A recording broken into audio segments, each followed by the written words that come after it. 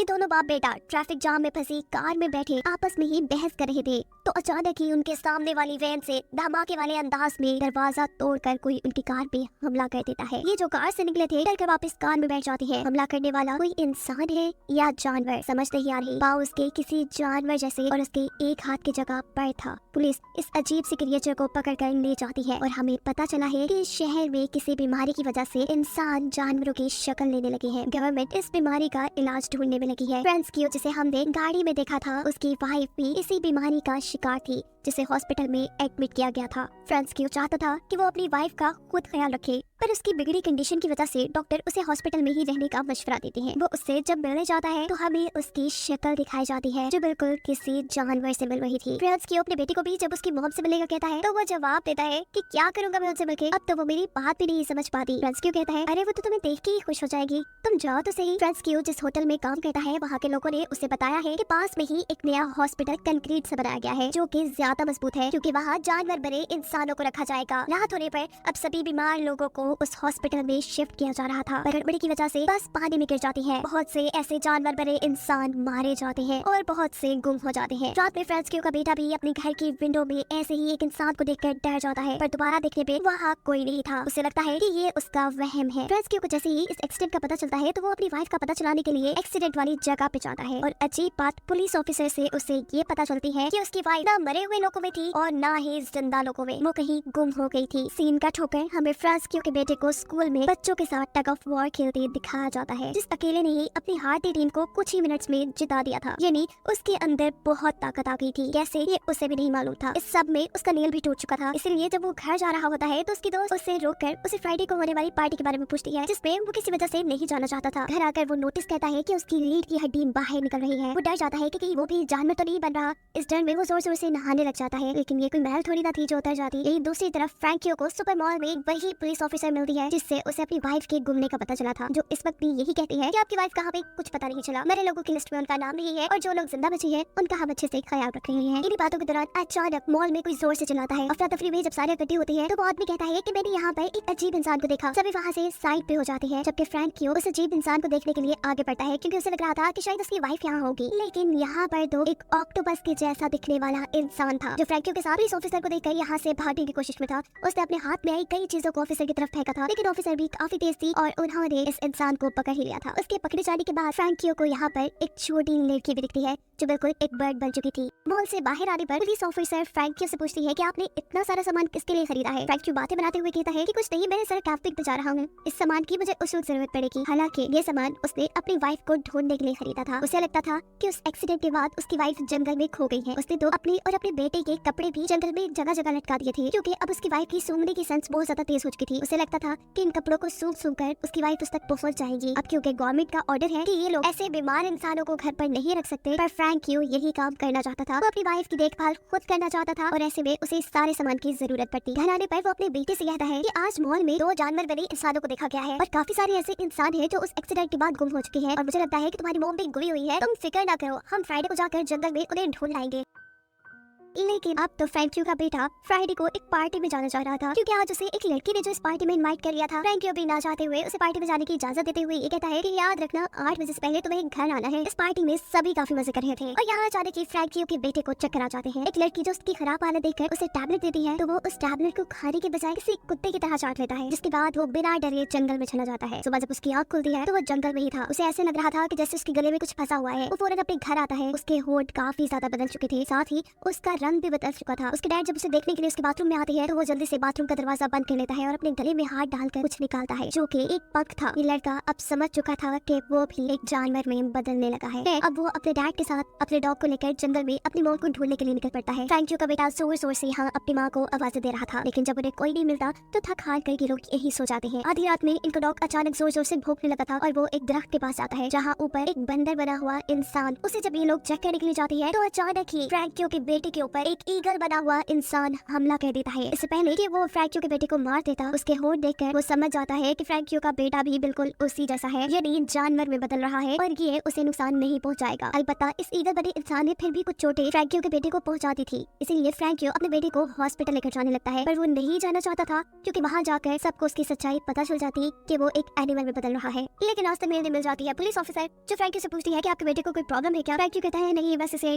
कुत्ते ने काट लिया है। पुलिस ऑफिसर कहती है जो भी है हॉस्पिटल तो जाना ही पड़ेगा। वो इन दोनों को लेकर हॉस्पिटल आती है। आर्मी के डॉक्टर्स यहाँ उसकी पट्टी कर देते हैं और पुलिस ऑफिसर फ्रैंकियो को बताती है कि गवर्नमेंट ने अब इस सारे हालात को कंट्रोल करने के लिए यहाँ आर्मी बुला ली है। खैर फ्रैंकियो अपने बेटे को लेकर घर चला जाता है और घर जाने पर उसका बेटा अजीब तरीके से अपनी पट्टी उतारकर अपनी टांगे खोलकर अपनी चोट को चाटने लग जाता है। भूल जाने पर भी उसके लैब में जब चूहे बोलते हैं तो वो जोर से चीख मारकर उन सभी चूहों को चुप करा देता है, ऐसे जैसे वो चूहे उसकी बात समझ रहे हों। जिसके बाद फ्रैंकियो का बेटा वहाँ से बाहर नदी की तरफ चला जाता है। वो नदी से एक कच्ची मछली पकड़कर खा चुका था और ये सब एक औरत ने भी देख लिया था। इससे पहले कि वो औरत उसे कुछ करती, वहाँ से वो भाग जाता है। जंगल में दोबारा उसे वो ईगल बना इंसान मिलता है जो उड़ने की कोशिश कर रहा था और काफी हद तक कामयाब भी हो चुका था। वो यहाँ अपनी पकड़ी हुई कच्ची मछली उसे देता है, उससे कुछ बातें करता है और ये ईगल बना इंसान उसे बताता है कि मैं बर्ड में चेंज हो रहा हूँ, मैं उड़ना चाहता हूँ लेकिन बार बार गिर जाता हूँ और ऐसे मुझे बहुत चोट लगती है। क्या तुम्हें कोई ऐसी जगह पता है जहाँ पर मैं आसानी से उड़ना सीख सकूँ? लड़का कहता है हाँ क्यों नहीं। वो उसे एक तालाब के पास लेकर जाता है। तालाब में से ऊट-पटांग की लकड़ियों को साइड पे करके उसे कहता है कि तुम यहाँ आजादी से उड़ सकते हो और अगर नीचे गिरे भी तो पानी नहीं गिरोगे, तुम्हें चोट नहीं लगेगी। यहाँ फ्रैंकियो के रेस्टोरेंट में अचानक ही एक जानवर बना इंसान हमला कर देता है, वो भी फ्रैंकियो के ऊपर ही। फ्रैंकियो नोटिस करता है कि वहाँ एक और भी जानवर बना इंसान था जो इस बड़े जानवर को देखकर वहाँ से डर कर भागा था। शायद वो फ्रैंकियो की वाइफ हो सकती थी। वो यहाँ यही सोच रहा था जबकि उसके ऊपर जिस जानवर ने हमला किया हुआ था वो जोर जोर से चिल्ला रहा था। इससे पहले कि इस होटल में बैठे हुए सभी कस्टमर डर जाते, यहाँ की ऑनर इस जानवर को गुस्से में आकर कहती है चुप हो जाओ। हैरानकुन तौर पर उस जानवर ने ऑनर की बात सुन ली थी। इस जानवर के पाँव में जंजीरें थी जिसकी वजह से वो वापस जंगल में नहीं भाग पाता और कस्टमर वाली साइड पे चला जाता है और थोड़ी देर में पुलिस आकर इस जानवर को पकड़ लेती है। फ्रैंकियो भी ऑफिसर के साथ जंगल के अंदर दूसरे बड़े जानवर को ढूंढने के लिए गया था, पर वहाँ उन्हें कोई नहीं मिलता। लेकिन अपने बेटे की साइकिल मिल जाती है जिसे लेकर जब वो घर आता है और हाथ धोने के लिए सिंक में जाता है तो उसे सिंक के अंदर से कुछ नेल्स मिलते हैं। ये फ्रैंकियो के बेटे ने ही तोड़कर इसके अंदर फेंके थे। फ्रैंकियो समझ चुका था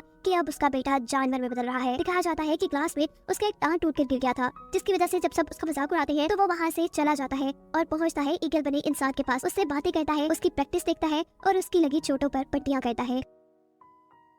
हराने पर अब उसके डैड उसे कहते हैं मुझे अपने हाथ तो दिखाओ। फ्रैंकियो का बेटा उसे अपने हाथ जब नहीं दिखाता तो अब उसे ये कंफर्म हो चुका था कि उसका बेटा एनिमल बन रहा है। फ्रैंकियो का बेटा भी इसलिए वहाँ से भागता है लेकिन फ्रैंकियो उसे पकड़ लेता है। वो अपने डैड से कह रहा था प्लीज डैड मुझे छोड़ दे, मुझे ना पकड़े। पर उसके डैड कहते हैं नहीं, मैं जानता हूँ तुम्हारे साथ क्या हो रहा है, तुम जानवर में बदल रहे हो, तुम जैसे भी बन जाओ रहोगे तो मेरे बेटे ही ना। बस मुझे बताओ कि तुम्हारे अंदर क्या चेंजेस आ रही है ताकि मैं पता चला सकूँ कि तुम कौन से जानवर में बदल रहे हो। फ्रैंकियो का बेटा बताता है कि मुझे अब दूर दूर की आवाजें भी बहुत क्लियर सुनाई देती है और वो मेरे अजीब नाखूनों का आना। फ्रैंकियो पूछता है कि क्या तुम्हारे दोस्तों को ये बात पता है, जिस पर वो जवाब देता है कि नहीं, किसी को भी नहीं पता। वो अब अपने डैड गिरी फ्रैंकियो से पूछ रहा था क्या आप भी मुझे मॉम की तरह जंजीरों से बात कर रखेंगे। उसके डैड कुछ देर के लिए खामोश हो जाते हैं और फिर बोलते हैं अभी तो नहीं लेकिन आगे वक्त का पता नहीं है। अगले दिन फ्रैंकियो के रेस्टोरेंट में एक पार्टी थी। जब फ्रैंकियो का बेटा वहाँ आता है तो उसके नाखून काफी ज्यादा बड़े हुए थे। उसके डैड उसे डांटते हैं और कहते हैं कि तुमने ये नाखून क्यों नहीं काटे। अपने डैड का डांटना उसे इतना बुरा लगा था कि उसने अपने डैड को ही हमला करके जख्मी कर दिया था। लेकिन असल में फ्रैंकियो तो उसे लोगों की नजरों से बचाना चाह रहा था। वो भी उसकी गर्दन पर कैंची रखकर उसे धमकी देता है नेल्स काटने की।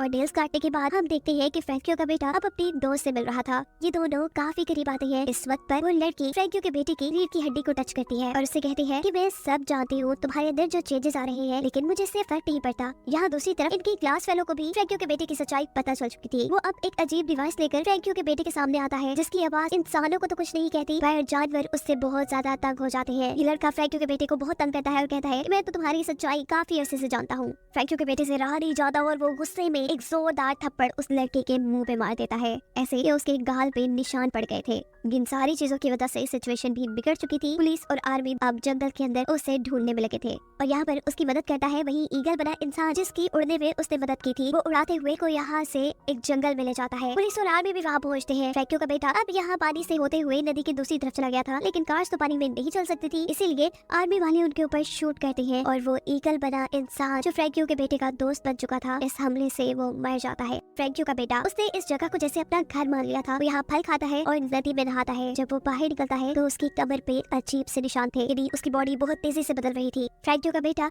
अब चलते चलते जंगल के ऐसे हिस्से में पहुंचता है जहाँ बहुत से उसी जैसे जानवर बने इंसान थे, और यही उसे उसकी मॉम भी मिलती है जिसने उसे स्मेल करके पहचाना था। वो इंसानों की तरह बोल तो नहीं पा रही थी, लेकिन अपने बेटे को बार बार एक गार के अंदर भेज रही थी, ऐसे जैसे कह रही हो कि ये तुम्हारे लिए सेफ जगह है। एमिल नोटिस करता है कि कुछ इंसान सांप में बदले थे, कुछ बंदर में एक सुअर बन गया था और एक बच्चा गिरगिट। यहाँ सब बड़े शांति से रह रहे थे इससे पहले कि यहाँ मिलिट्री वाले स्मोक फायर करते। ऐसा करने से यहाँ हलचल मच जाती है। आर्मी वाले एक खास डिवाइस की मदद से यहाँ कुछ आवाजें निकालते हैं, ऐसी आवाजें जो जानवरों को काफी परेशान करती थी। ये आवाजें फ्रैंकियो के बेटे को भी काफी परेशान करती है और ऐसे वो भी मिलिट्री वालों के हाथों पकड़ा जाता है। लेकिन वो बच्ची जो गिरगिट बनी थी वो पेड़ के ऊपर अपने आप को छुपाकर इनसे बच जाती है। पुलिस अब फ्रैंकियो के बेटे को लेकर शहर में आ चुकी थी, जहाँ पर उसके डैड पुलिस वालों से मिलते हैं और उन्हें कहते हैं कि ये मेरा ही बेटा है जो रात में वैसे ही जंगल में चला गया था। फ्रैंकियो का बेटा क्योंकि अभी तक इंसानों की तरह दिख रहा था, इसीलिए पुलिस वालों को शक नहीं होता। वो उसे एक पेपर देते हैं साइन करने के लिए। फ्रैंकियो का बेटा जब उसके ऊपर साइन नहीं कर पाता तो गुस्से में वो रोता है और ऐसे पुलिस वालों को शक हो जाता है कि वो एक एनिमल में ट्रांसफॉर्म हो रहा है। वो उसे पकड़ने ही वाले थे, लेकिन यहाँ फ्रैंकियो